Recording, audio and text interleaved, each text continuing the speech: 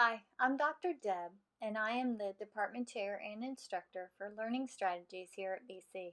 In today's video, I'm introducing cognitive load theory and how it can be used to help college students study and learn. BC's Total Learning Center presents Dr. Deb Explains Cognitive Load Theory. When my daughter was younger, I used to help her with her homework and assignments. Every session, no matter how old she was, followed the same pattern.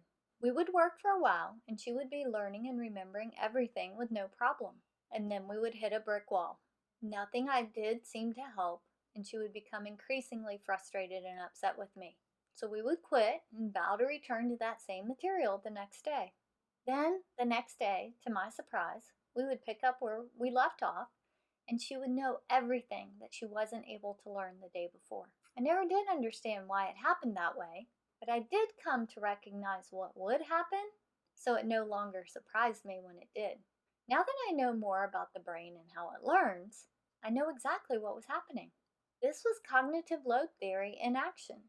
Our brains can only process so much information at one time. Once it hits its capacity, you can keep putting information in, but it's no longer processing it. It needs a short break, 5 to 10 minutes, before it's ready to start processing information again. The key here is that no one knows exactly how much time that actually is. Some people have said 1 minute for every age that you are. Well, I'm almost 50, and I know that it's sometimes difficult for me to pay attention and listen for 50 minutes without my focus and attention drifting to something else for a bit to recover. However, if it's something that I'm interested in and I enjoy, I can easily spend hours doing it without taking a break.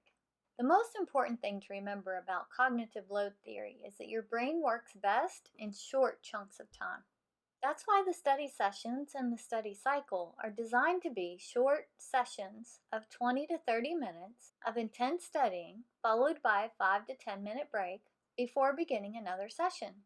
Or, if you are switching subjects, say working on an essay for 30 minutes, you could go directly into a 30-minute math session without a break because the change in subjects is enough of a break for your brain. For all of you that have spent hours and hours cramming for a test, you should now realize why this is not an effective study strategy.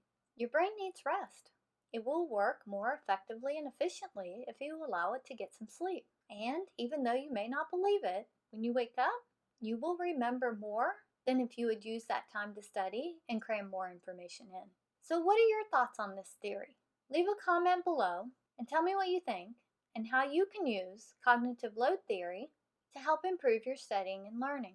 If you want to know more about how to be a successful college student based on this theory's strategies and principles for college success, click the subscribe button and hit the notification bell and check out my other videos as Dr. Deb explains.